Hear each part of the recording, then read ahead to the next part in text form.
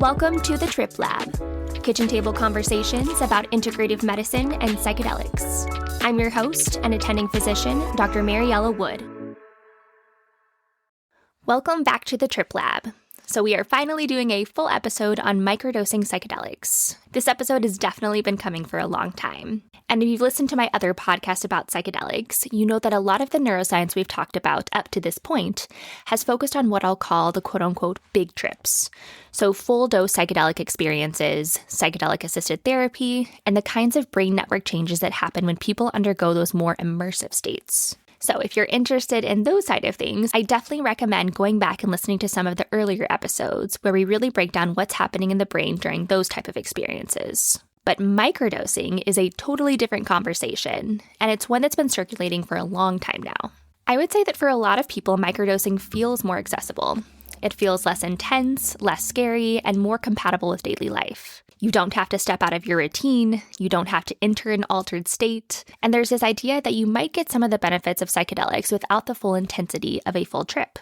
So people are really interested in microdosing, and for a long time, the data just wasn't that satisfying. Much of what the data did show came from personal experience, observational reports, and a lot of enthusiasm, but not a lot of high-quality data. But now that is finally starting to change. In the last few years, we've seen more controlled studies come out, so better designed trials, more thoughtful analysis, and a clearer look at what microdosing might be doing, what it might not be doing, and why the placebo response turns out to be a pretty big part of this story. So I thought this would be a perfect time to do a full episode focused specifically on microdosing. So what it is, how it's different from a full psychedelic experience, what the current science actually shows, and how the neuroscience helps explain why microdosing may or may not work the way that people hope it does. So of course, let's start at the beginning. What is microdosing? When people talk about microdosing psychedelics, they're usually referring to taking a very small amount of these substances, most commonly psilocybin or LSD. And the dose is intended to be so low that you might not even be aware that you've taken a psychedelic at all. There are no visual changes, no altered perception, no sense of quote-unquote tripping. And ideally, you're supposed to be able to go about your day as usual. So go to work, take care of responsibilities, have conversations, function normally, without any obvious interruption to your consciousness.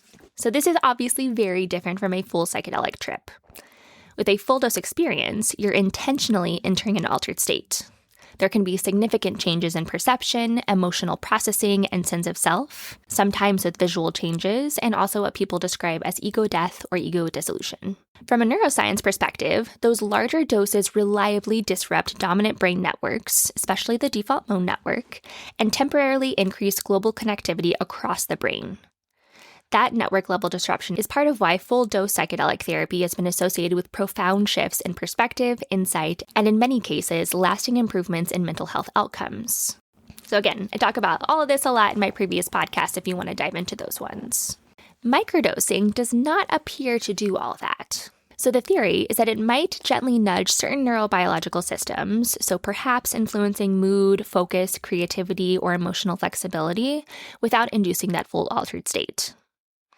So essentially allowing those new neuronal connections to form gradually over time may be similar to what a long-term meditation practice can do for you. And we do know that even with microdoses, they do act on those serotonin receptors still, so possibly creating those same shifts but just on a much smaller scale. But the data is significantly different as far as outcomes compared to a full psychedelic trip. So we'll definitely dive into those studies.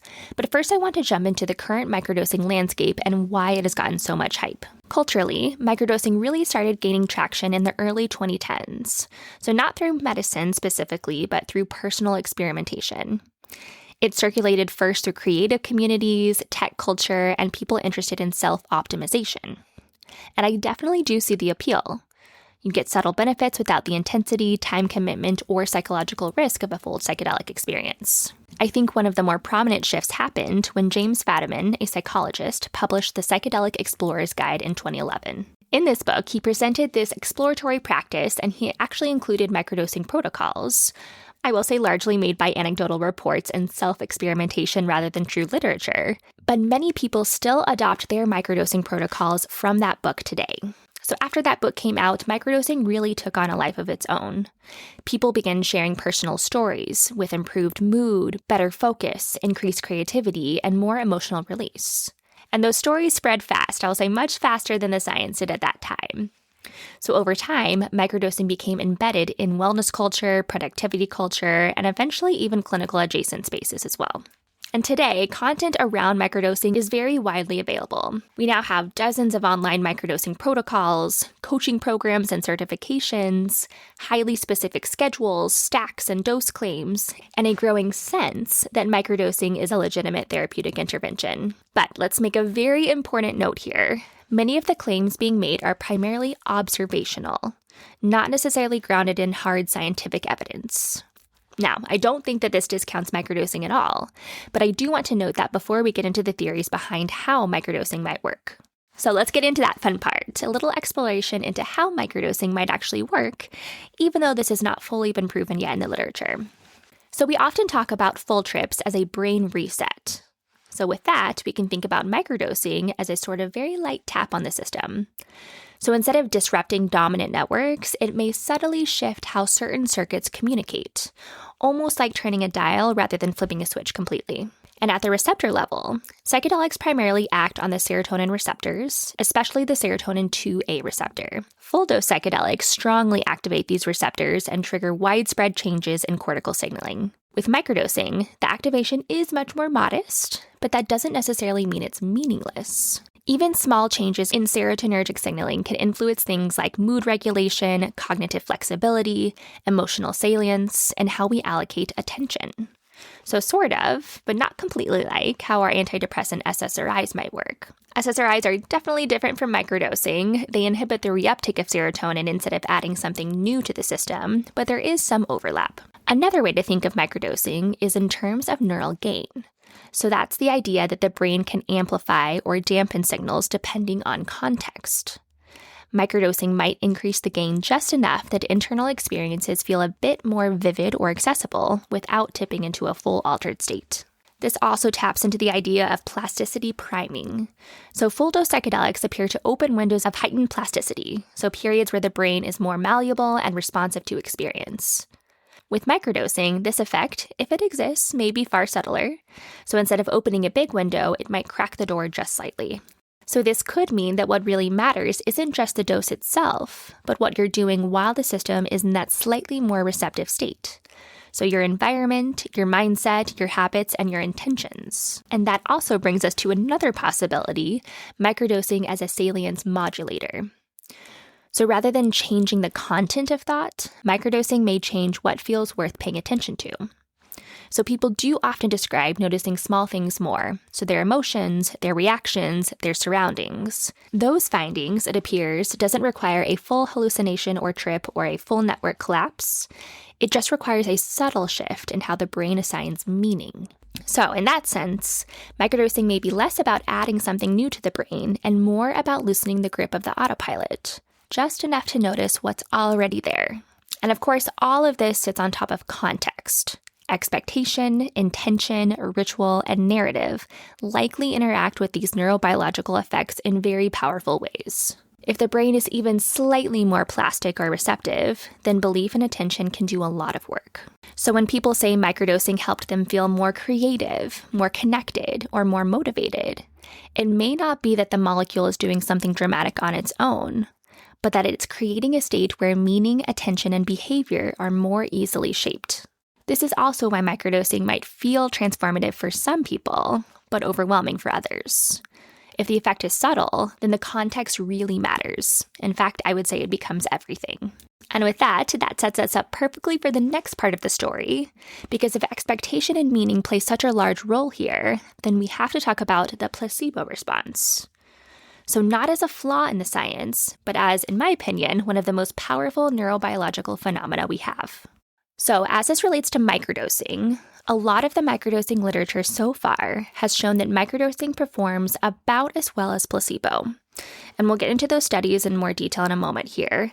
But before we do, I want to pause here and take a little detour into the placebo response itself. because if we're being completely honest here, the placebo response may be the closest thing modern medicine has to a scientific description of magic. For a long time, placebo was treated like a nuisance variable, so something to control for, something to subtract out so that we could get the quote-unquote real effect of a drug. But over the past few decades, it's become very clear that the placebo isn't nothing. It's not something to be controlled for. It's very real, and we might be able to look at it as a therapeutic mechanism rather than something to just control for in a study. And this is because we have seen actual changes in the mind and the body under what we call the placebo response. So we've seen reductions in pain, endogenous opioid system activation, changes in stress hormones, and changes in immune signaling. We've also seen actual motor changes in people, particularly in patients with Parkinson's disease, when they believe they're receiving a specific treatment, even if they're not. So let's look at that pain example. Functional MRI studies show that when patients are given a placebo, but told that it is a pain med, we actually see decreased activity in pain processing regions of the brain, like the anterior cingulate cortex, the insula, and other brain networks. These are the same regions that quiet down when someone actually receives a pain med. So this tells us that this is not just a perception of decreased pain. The body is actually processing pain less. So that's fascinating, but I think the next part is even more fascinating. So the next part of that study is that when researchers actually gave an opioid blocker medication, so a medication that actually prevents the opioids from reaching the receptors, so thus not allowing them to give pain control, something very interesting happened. Again, to the people who were given a placebo, not an actual pain medication. So this is essentially what happened. Researchers gave the patients a fake pill, told them it was a pain med. Patients reported the pain went away, and we saw the brain's endogenous or internal opioid production activate. Then the researchers gave them an opioid blocker without telling them. That part is the key. And patients reported that their pain returned. So this tells us that actual opioids were released from the body when a placebo was given.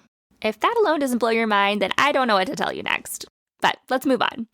I also want to look at Parkinson's disease as an example as well, because Parkinson's disease is characterized in large part by dopamine deficiency. So I think this makes it a really useful condition to study the placebo effect, because we can actually measure dopamine release directly. So in several well-designed studies, patients with Parkinson's disease were given a placebo and told it was an active Parkinson's medication. When researchers looked at what happened in the brain using PET imaging, they saw increased dopamine release in the striatum, the same region targeted by Parkinson's medications. And the patients actually had decreased tremors and improvement with movement without a drug. So I think what's remarkable here isn't that the placebo didn't just change the subjective experience, which it did. It actually triggered the release of the exact neurotransmitter that the disease is defined by. So the brain responded to expectation by producing more of what it was missing. So I think this is one of the clearest demonstrations we have that belief and expectation can engage very specific neurochemical systems. So not just very vague feel-good pathways, but actual specific biology. And this also helps us describe why mind-body medicine makes real mechanistic sense. So from a mind-body medicine perspective, the brain is constantly integrating information about the body, the environment, and what it expects to happen next. So symptoms like pain, fatigue, mood, and even motor function aren't generated in isolation. They're shaped by prediction, interpretation, and context. So when the brain even anticipates that relief is coming in general, or because a person was given a placebo and told it was real, the brain actually changes signaling that influences autonomic tone, neuroendocrine signaling, immune activity, and neurotransmitter release. So if we really want to talk about the placebo as a therapeutic mechanism, we're talking about the brain's capacity to influence bodily systems through top-down control. So we're essentially inducing a mind-body medicine connection with an actual or fake pill. And this is why placebo matters so much in the microdosing conversation.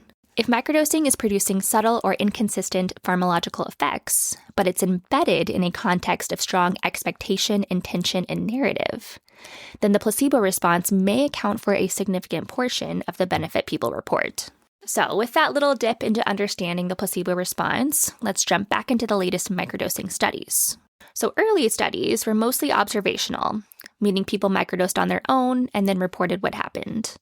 People reported a lot of things, from increased creativity, increased productivity, more meaning, less depression, less anxiety, a whole lot of things.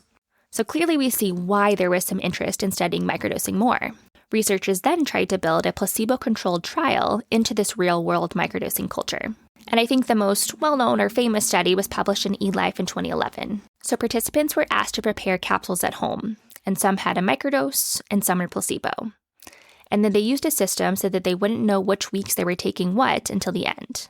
Researchers then tracked mood and psychological outcomes over about a month and found that mood and well-being improved during the microdosing weeks and the placebo weeks. So some people did view this study as essentially, quote-unquote, debunking microdosing as an effective tool. But now we're actually seeing this as something more. Whatever microdosing is or is not doing, it is hugely impacted by expectancy, context, and the participation itself. A 2024 review that pulled together controlled microdosing studies made a key distinction that I think is the most honest way to interpret the field. So acute effects versus repeated dosing outcomes. In controlled settings, low doses of LSD, so about 10 to 20 micrograms, can produce perceptual acute effects in some people. So this might include subtle shifts in mood, social processing, or physiology. But when researchers looked at what happened with repeated dosing over time, the results do not reliably show sustained improvements in mood or cognition compared with placebo. Then finally, 2025, we got something the field really needed, so a proper clinical population trial. So a randomized, double-blind, placebo-controlled Phase 2A trial was published in JAMA Psychiatry, and they tested repeated low-dose LSD in adults with ADHD. So 20 micrograms twice a week for 6 weeks. And here's what happened. ADHD symptoms improved. Again, in both groups.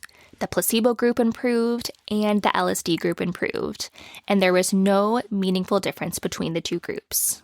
The study did show that repeated low-dose LSD was generally well tolerated in the outpatient setting, which is important, but it failed their key test. It was not more effective than placebo for ADHD symptoms specifically. I think that trial is important because it's probably the cleanest, most clinically relevant example of what we keep seeing. Microdosing has shown to be safe in controlled settings, and people do feel better over time. But it's difficult to say that the molecule itself is outperforming just regular expectation and context.